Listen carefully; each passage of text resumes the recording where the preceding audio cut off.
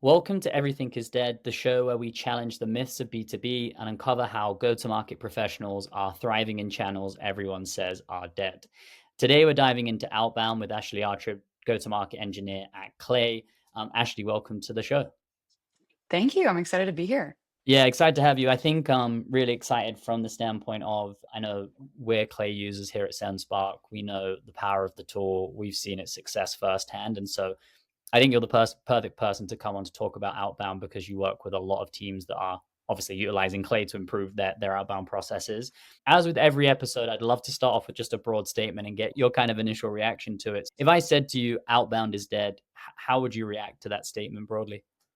Yeah, first, I have so many reactions, but to be concise about it, I would say outbound is definitely not dead, but I would say bad outbound is dead. And specifically what I mean by that is outbound where you're just going through the motions and you're using general points of interest and kind of areas to promote your product, but it's not personalized to the person that you're talking to. And it's also not actually taking a step back and asking the question, what am I actually solving for this person? And what's the broader pain point? So I do think outbound is very much alive, but I think the key is really doing it. Yeah, and it's interesting, and maybe we even want to start there, which is I think we're both in agreement there, to be totally honest. Why have things got so bad from a outbound standpoint? And I've got my own opinions of, it there's more SaaS tools out there now more than ever, which means more emails. There's also maybe a lack of effort, especially when you look at the typical not lack of effort, that's the wrong way to say it, but a lack of rigor, I would say, especially when you look at the Mhm. typical SDR role. A lot of it's tied to pure activity metrics, which actually leads to the mass spray and pray. Oh, I sent 10,000 Yep. emails today. Any thoughts on your opinion on why it's got so bad at this point? Yeah, I think you hit the nail on the head with a couple of those things. And I think one of those you said is it depends on what you're measuring. And I think oftentimes people are measuring the wrong things. So it's not about the total number of emails that were sent, not necessarily even open rates, right? Because if it's the wrong person that's opening the email, that doesn't really matter.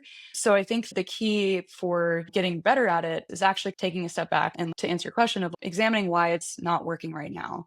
I think there are so many tools out there that number one, people are selling, but also people are using to do outbounding efforts. I think a lot of those make writing easier, figuring out ways to prompt easier.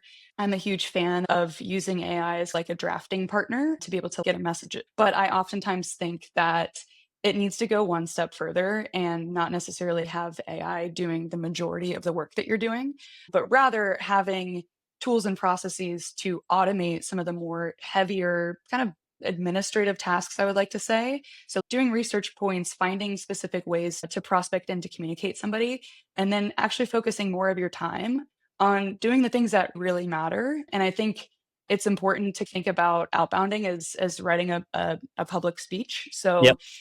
a lot of people hate public speaking. It's something that I've overcome a lot in my career and I just remember I did stand up 101 classes, I did improv 101 classes. And one of the biggest takeaways, one, that was for me to just reduce my fear and just be silly and make a fool of myself and just dive right into my fear of public speaking. But the main takeaway of the message, and this is what you hear a lot of times too with public speaking courses and lessons, is knowing your audience. And once your audience really well, everything else flows from that. And I think it's no different with outbounding. And I think oftentimes it's easy to look at our ICPs as almost like these characteristics, these general, qualities of who these people are and what we perceive their pain points to be. But I think really good outbounding is less about doing this on kind of a broader at scale, let's do a mass kind of spray and pray approach, but more so, let's actually focus a little bit more and dive one level deeper than what we're currently doing when it comes to speaking to somebody's pain points and really actually being able to communicate the business case behind why your product may solve that pain point. So you have to do multiple steps to get the messaging right. And what that takes is concerted effort, it takes time. And really, I think at the end of the day, it's knowing your audience, but being able to sit in their shoes and say, what would actually keep me up at night if I were in this role or if I work at this organization? And how do I actually cater my message according to that person? And then on top of that, reaching out to them at the right time. I think a lot of times the reason why outbounding doesn't work is because it's just at the wrong time. It doesn't necessarily mean messaging is bad. You could have done a ton of research on the prospect that you're reaching out to. You could have every kind of tidbit of information you have on this account. But if you're reaching out to somebody at the wrong time, then it doesn't really matter, and it's on them to remember your product whenever that problem may come up for them or when the timing is right. And so really what I think it comes down to is right messaging, right time, and being able to speak directly to a specific pain point. And so what that really means is personalization. Yeah, I love it. And there's a lot to unpack there, but the question I'd like to ask is more tied to, obviously you work with a lot of organizations at Clay, right? So you're front and center of solving some of their problems. And I'd imagine you do some type of diagnostic, which is when you get into an organization, you're going through, okay, let's actually break down what are the things that maybe are going wrong, and then how can we help you fix them. What kind of things would you be looking at? And again, hypothetical organization comes in, enterprise, struggling with outbound. Is there a checklist? Is there like a diagnostic that you're running through to really identify what might be the core problem fundamentally? That's a really good question. Man, and one, I should probably have a more succinct checklist that I could rattle off to you, but what I think is really interesting is it is a little bit more of a case by case basis. I think it really first starts off with, is the product, do you actually have product market fit? And these are be almost obvious, but I think sometimes I've seen organizations just lose sight of the basics and getting those things correct. So one, I think, is ensuring product market fit. And obviously, if you're a growing organization or if you're a startup, you may not have perfect product market fit, and that's okay. So then it's depending on, I view it as almost like a yes, no branch of, if you have product market fit, you could then do this. If you don't, then you use more of it as a conversation, getting to know somebody and really being more of thought partners with them. And that's how you conduct the outreach versus if you do have product market fit, you have to then double down on those pain points and make sure you're reaching out to them at the right time. If, let's say, an organization does have that product market fit, the next thing that comes up to me is, okay, do you actually know your ICP really well? And is there more than one? And I am sometimes shocked when I ask just basic questions like that of, hey, if we were to look at your go-to-market approach, if you're specifically looking at your outbound, where would you say the most inefficient parts of it are, or what do you think is not working? They'll give some examples of, our open rates just aren't good, or we just want to get more volume out there and do different tactics and do AI at scale. And then I'll just pause and sit there and I'm like, okay, what's the ICP that we're going after? And then how Yeah. do you actually position each product to that ICP in a custom way? And that's when I think the really good conversations really start to happen, is getting back to that foundational level, is really knowing, again, knowing your audience, knowing the IC, and then from there, figuring out a proper cadence of how you reach out to them, but also a proper medium to reach out to Yeah. them as well. Yeah, and So, you said some things, and it's actually really interesting with all of these go-to-market tactics, whether you're doing ads, whether you're doing cold calling, the ICP is your fundamental like North Star. And again, it's crazy to me that even large organizations, millions of dollars in revenue, hundreds of millions of dollars in revenue, still don't like really know their ICP. And it's yeah. crazy that actually all boils down to who's your customer and how do you solve their pain point. There's a couple of other things that you said that I found extremely interesting. Personalization, which I'd love to dig into. But the right time piece is actually even more interesting. Mhm. And so, like, how do you think about it from an outbound standpoint, knowing when somebody's in market and when is the right time to reach out? Because I think it's a totally, fair point. Even if you've done all that foundational stuff, I'm really confident in my ICP. I've got Mm, studies and I know how I solve that pain point and the results that I can drive for organizations. You're right in what you're saying. Like, probably maybe they're not in the budget cycle at the moment. There's a mm. bunch of stuff which might not make them in the market to buy a solution. So what's your thought process there, and how can people actually do a better job of identifying when people are in market for their solution? Yeah, that's a great question. Again, my initial reaction is it depends on kind of the product, it depends on exactly who you're selling to. But the way I look at it almost is there are layers of the levels of right timing for specific things that you can do. I would say on a more basic or kind of entry level signal, let's call it, would be specific points in time of the year. Black Friday is coming up. We know our particular product would be a really great solution for these e-commerce brands. Obvious time of year, that's one kind of component of it. I think moving up in that kind of level of targeting them at the right time is when specific things change within their business. And that could be things like funding announcements. It could be they recently added a specific tech stack to their platform. It could be that there was a Right. merger and acquisition, Yeah. right? It could Yep. be, sorry, what were you saying? I was gonna say it could be like a hire as well, like fundamentally. I think that's a Yeah, common one around they've just hired a new head of SDR. And like yeah, the logic being, if you're hired as a new SDR manager, you typically do a tech stack evaluation in your right. first month in role fundamentally, right? As well. Yeah, and I was actually gonna say that's the next layer. I think I that is even that's best timing is when people are not only thinking about it as like, this is a good time of year to potentially bring on a new product. We just raised funding or we're expanding, whatever. But really, when are you actually evaluating your solutions right now? And when are you doing an audit of what's working and what's not working? And again, that kind of ties directly to someone's pain point. If you're newly hired, if you're newly promoted, oftentimes, if you psychologically put yourself in the shoes of that person, what's the first thing that comes to your mind of I'm in this new role is I have to prove myself.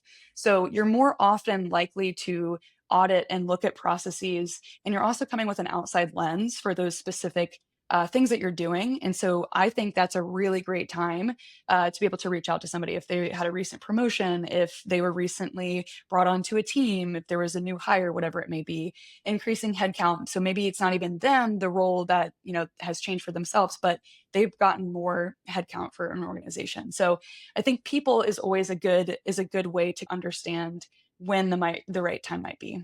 Yeah, and I think even then I think what was important about the point you made is that you can take the signal, but you still have to understand the intention of the person to write good outbound, meaning that, okay, Right. let's just Right. take the signal of I'm newly enrolled as an SDR manager. There still needs to be that kind of deep thinking of, okay, what are they feeling at the moment? What are they thinking? What are the things that most matter to them? And that's what goes in the Right. outbound messages. Like I will get like when I joined SendSpark, it was like you're new enroll, buy my solution. That's not top of mind at the moment, but some of them were Right. really good where it was like, hey, as a VP of revenue, these are probably some of the things that you're thinking about, and here's how we Yep. can solve them. Like that, I think Yep. that's the nuance that people need to understand is you can use all the signals in the world, but there still Yep. needs to be some thought, logic, and nuance around the messages you write fundamentally.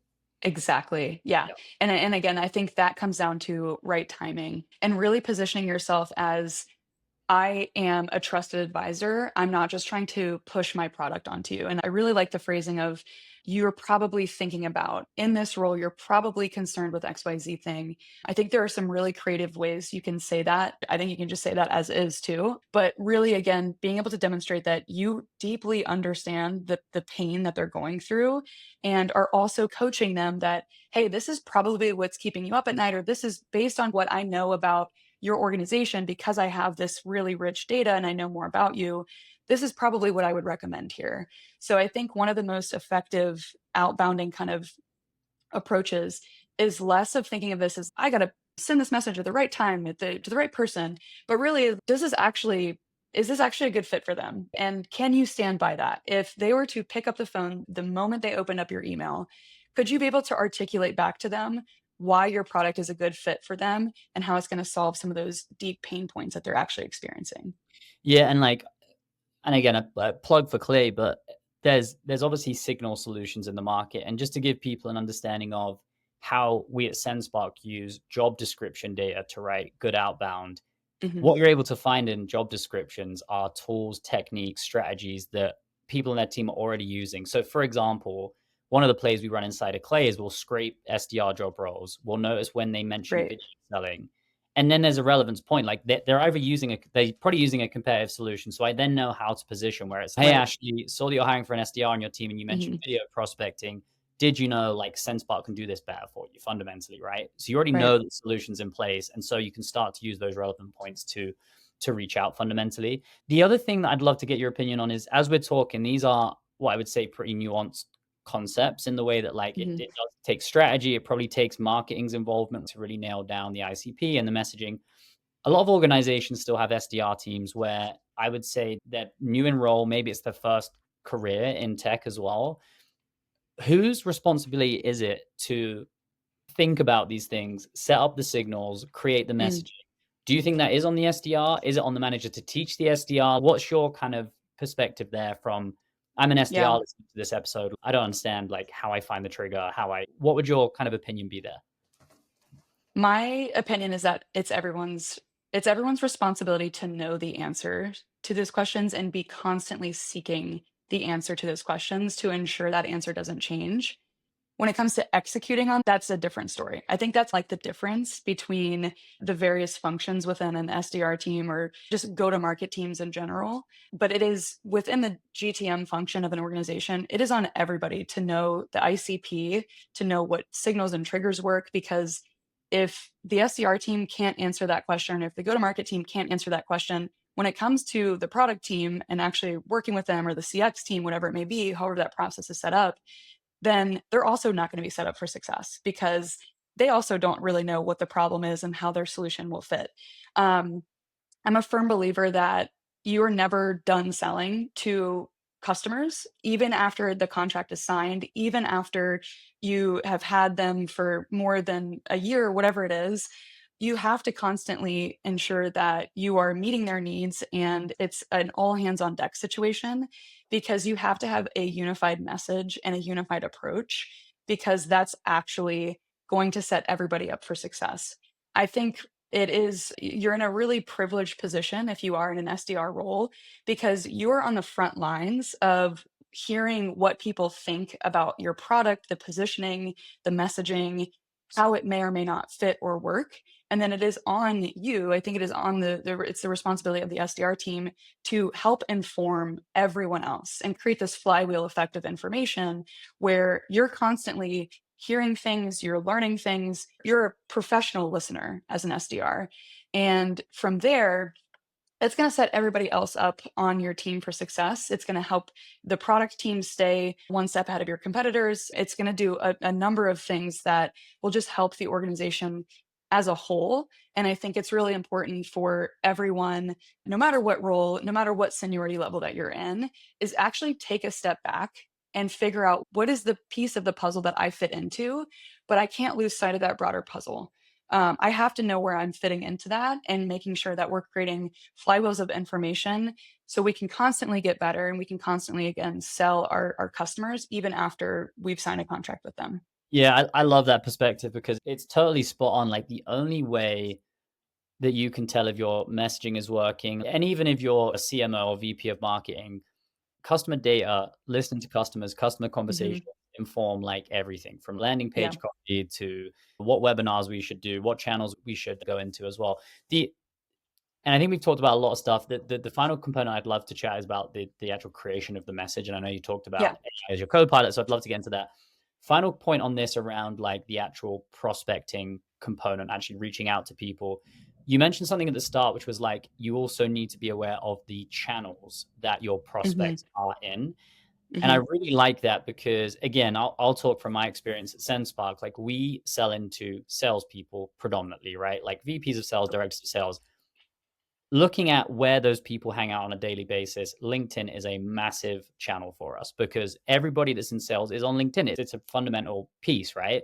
And so we've over indexed on marketing from like content creation ads on LinkedIn for that Right. major reason, right? Yeah. What would your kind of standpoint be on like actually analyzing, hey, is cold email even a channel that we should be doing, or should we be doing something else? Have you got any opinions there on actually self-selecting a channel you do outbound through fundamentally? Yeah, I love that question. There's so much nuance that we could go into. But I think the key here is like, where do your customers live? But it's not just getting in front of them on LinkedIn if that's where they live, but it's actually creating content that they want to listen to and that will make them stop scrolling. If that's in an email, wonderful. If that is in a LinkedIn DM, great.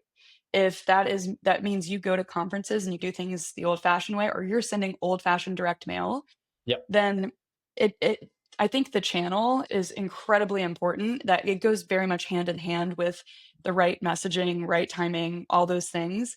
But I do think, what's really important here as well is you're actually creating content that they're gonna start nodding along to, and they're gonna say, "Yeah, that's right, that's me." Or something to catch their attention enough to get them to continue to read and to make them feel like, "Wow, I need to have a solution right now." So I don't think there's like a, you should be doing cold email or you shouldn't be doing cold email. I don't know the answer to that. And I think it may even change over time for specific organizations. There are different life cycles of your organization where cold email might just be working. I do think it is important to always test various channels. And once you have fit in one channel, I don't think that means stop trying the other ones because things will change over time. Um, I think one of the really amazing things with Clay is you get access to next level insights on your customers, on the people that you're prospecting to. And that allows you, it enables you to do so much less of the administrative, oh, I got to find this specific point on this customer. I have to know the revenue size, or I have to scrape their 10K report and figure out what the top initiatives are for this organization. With Clay, all that stuff is right there. So now it is on you to figure out what's the best way to get this in front of somebody and what's the right time. I think like when you think about go to market, like Maslow's hierarchy of needs, I love to use this example. I know it's cheesy, but it is important.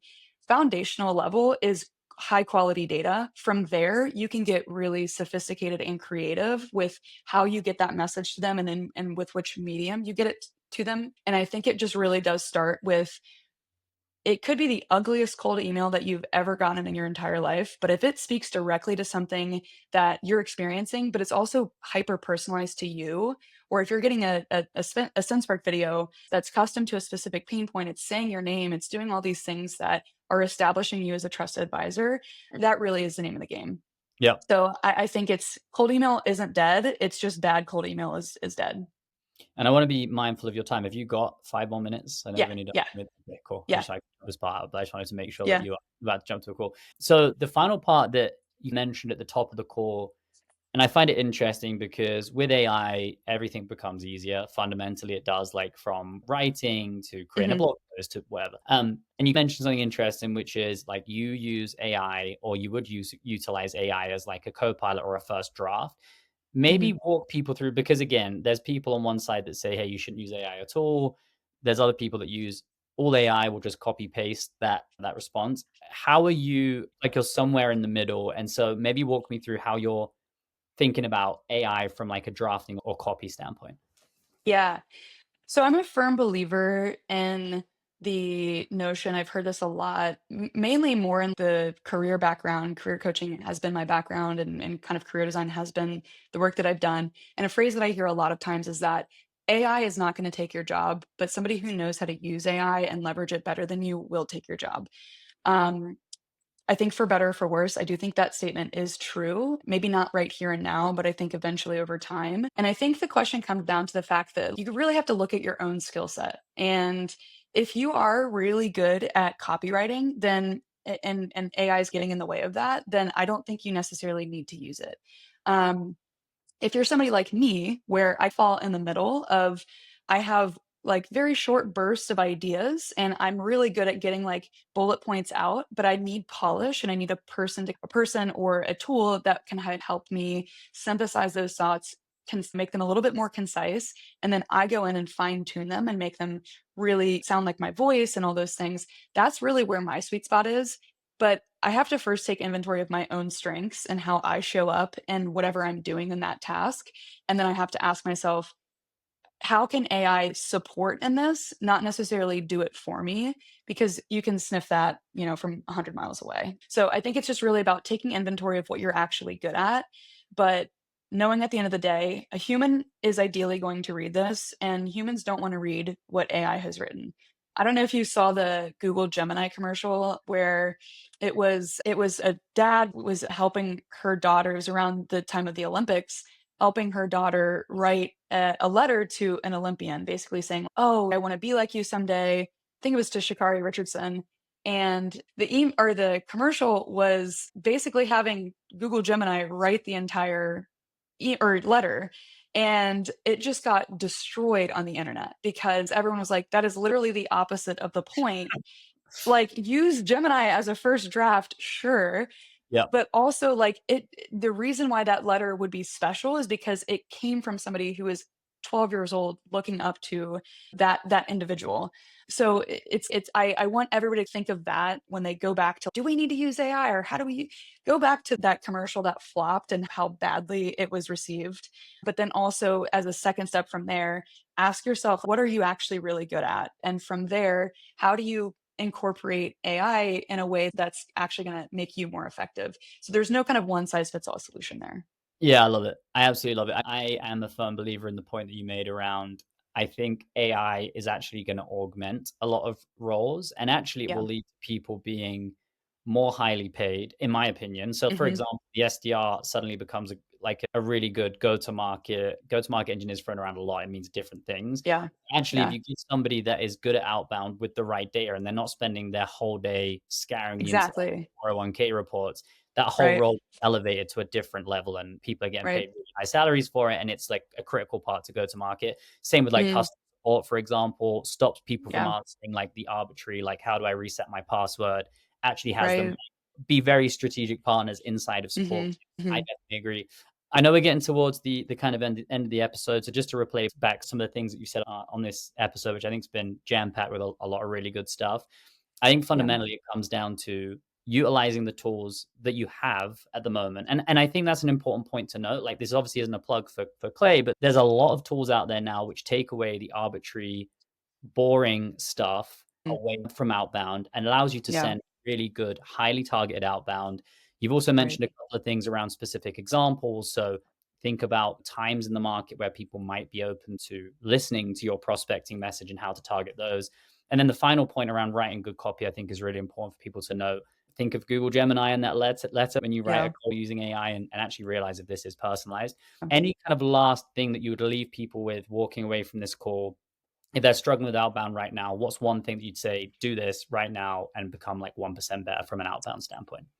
Yeah, I would say it's twofold. One is, again, know them better than anybody else at your organization. Spend time with them and get to know them as an actual human being, and what their pain points are.